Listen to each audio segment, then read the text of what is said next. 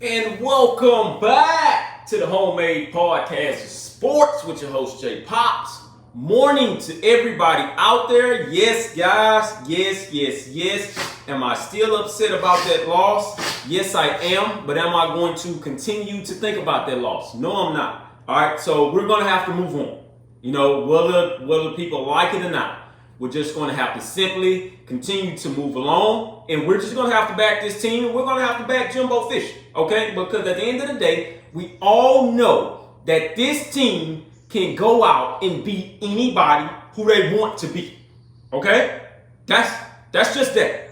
We all need to go ahead and kill a Haynes King talk and blah, all right? So, as of right now, Texas A&M is a 4.5-point favorite over Miami.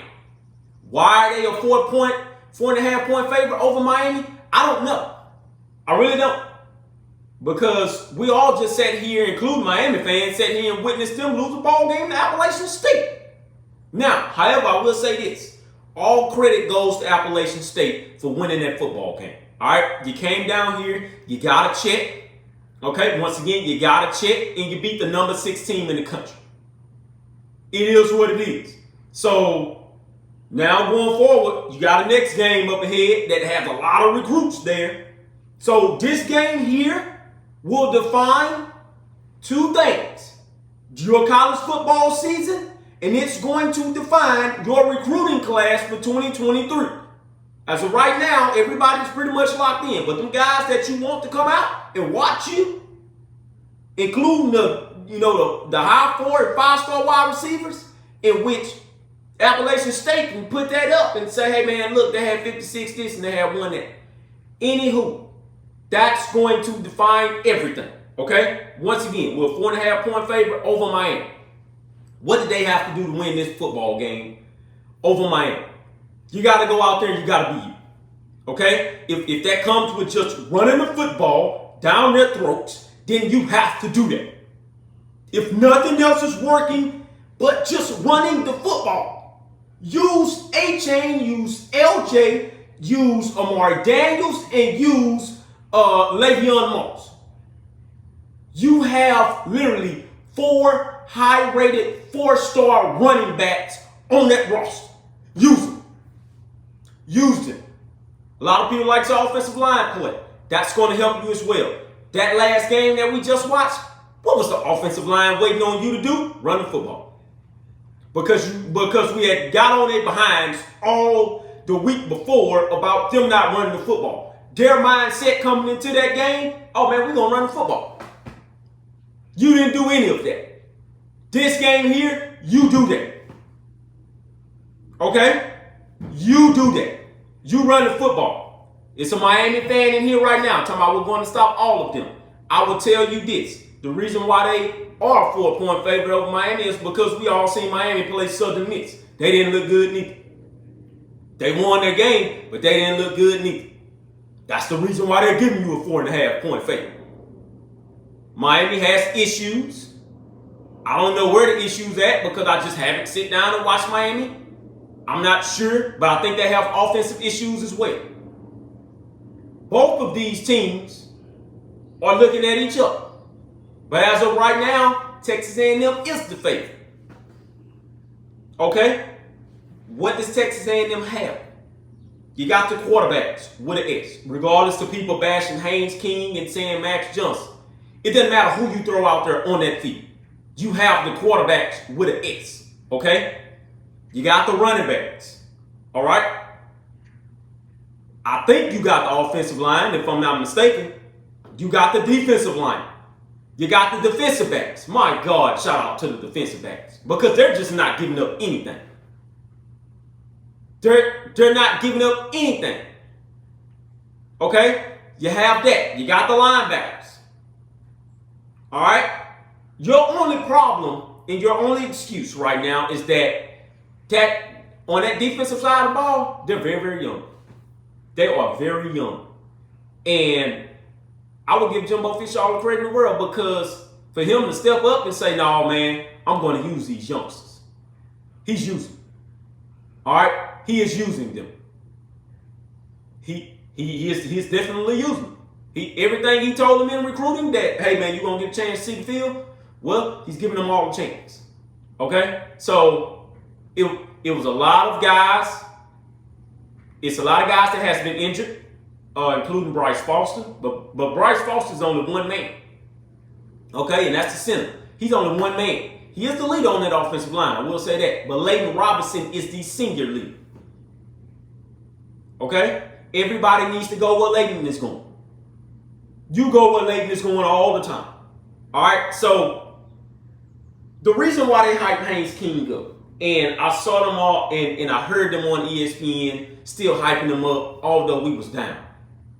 The guy is very, very talented, okay? Including Max Johnson. That's why I say, whomever he goes out there with, it's fine by me.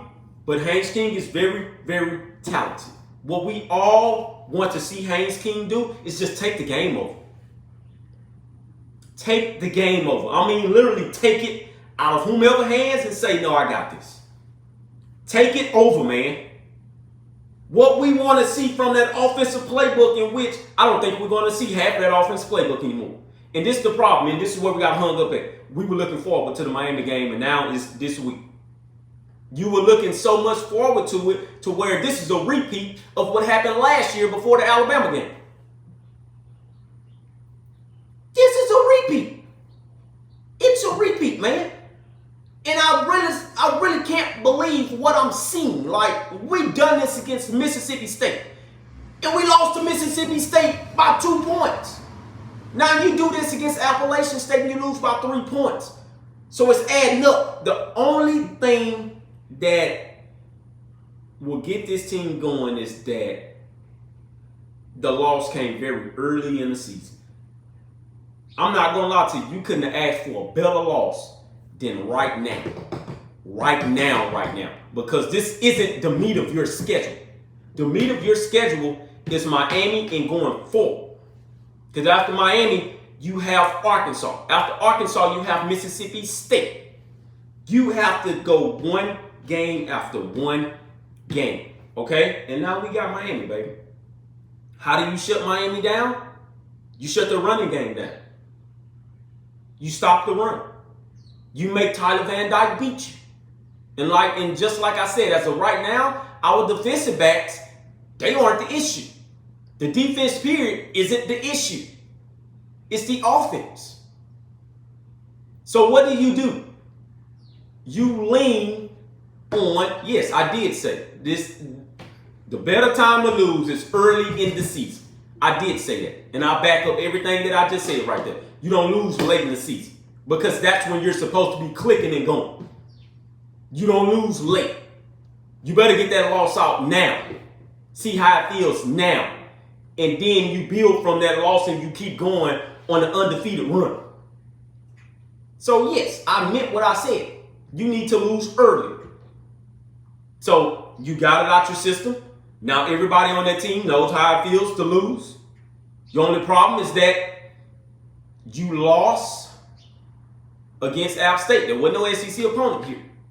All right, so you're saying your tight ends are going to eat. I told you, Miami fans are going to come in. That's fine. You got to let them come on in there. All right, so the offense, what's missing from the offense is this here, the tight end play. I have not seen a tight end catch the ball yet. I think Donovan Green caught the last one, and that was about it. Other than that, we have not seen no tight ends really catch the ball like that. I don't know what the issue is. I don't know if he's just trying to get the tight ends up to speed, but now it's your time to start using all of them. If Donovan Green is going to be the starter, let him be the starter. Okay? You got to start using your tight ends. That's your legitimate offense. You run a tight end type of offense and you get the receivers involved. Evan Stewart has been doing everything that Evan Stewart is supposed to do. He fumbled. That was a freshman mistake. All right? So it is what it is. God telling me you're going to learn about such and such. I'm going to tell you like this here. Miami really barely won that game. They won 30-7. I told you once again, the game wasn't good starting out. I think it was 7-3 or 10-3 going into 10-7, one of them going into halftime. So Miami got problems too. you have to exploit it. All right, this is Homemade Podcast Sports with host Jay Pops. Love all of you guys. Hashtag Eagum Aggies. You guys have a great morning. I will be back tomorrow.